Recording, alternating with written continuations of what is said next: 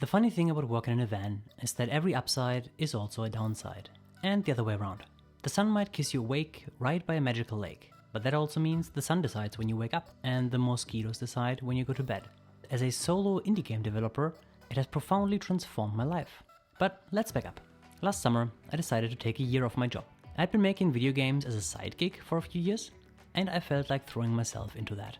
But here's the thing, I love chasing a game like my dog chases a stick, but it also makes you live like a mole rat. And on my bucket list, I basically have 2 items: do things I feel passionate about, and spend lots of time outdoors. So I came up with an idea.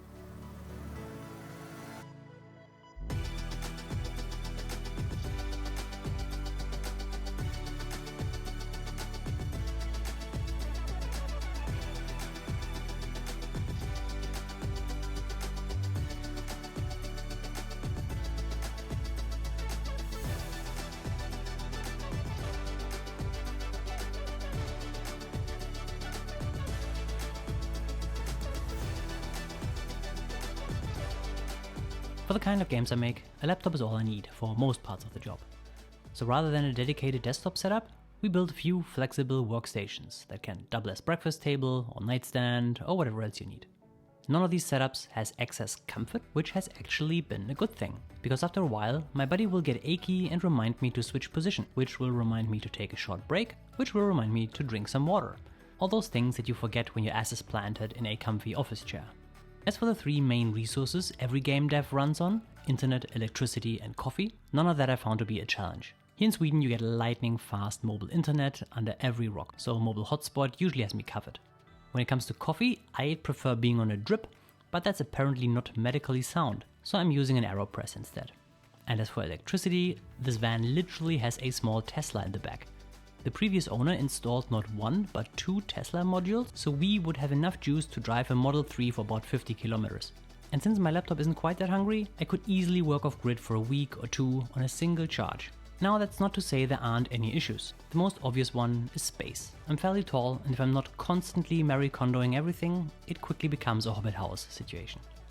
And at the best of times, working in a van feels like the whole world is your office. But when it gets too cold or rainy or the mosquitoes come out in force, it's a different story. I mitigate that by always having the option to work at home instead. Or if I'm doing a longer trip, simply do a bit of driving and go somewhere nicer. And I think that's covering what most people ask when I say that I work in a van. Beautiful views and pooping in a bucket. But that's not quite what I meant by life-changing. You see, making games all by yourself means you have to be the ultimate jack of all trades. Take my current project, a card game where the player is a blacksmith who makes weapons and armor for little heroes. It's a game about cards, crafting, managing a shop and analyzing combat scenarios. Look it up on Steam if you want to know more. For this, I need to come up with game mechanics, program them, design cards, environments, characters, calculate attributes and power curves, write dialogue, promote the game and manage the roadmap all by myself. And I'll do that for months or even years without any guarantees that anyone will play this game. So the key to enduring that is sustaining focus and not losing your marbles. And this is where working in a van has been eye-opening. I quickly found that working in and by nature makes that I can focus faster, better, and for longer. There's a bunch of research on how exposure to nature is specifically helpful when you need to sustain attention over longer periods of time. Whether that is because it's closer to our evolutionary past, or just being removed from all the distractions, or moving more, I get a lot more done, and at the same time it feels super wholesome. And maybe more importantly, gone are the days where I beat myself up about being indoors when it's sunny just because I want to be productive. Now, would I recommend this way of working to everyone? Obviously not.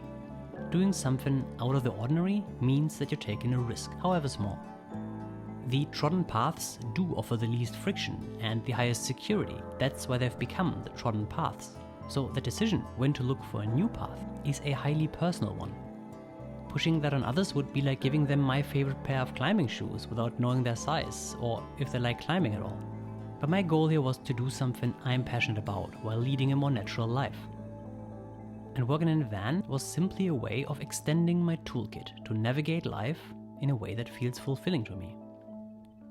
And that will look totally different for you or anyone.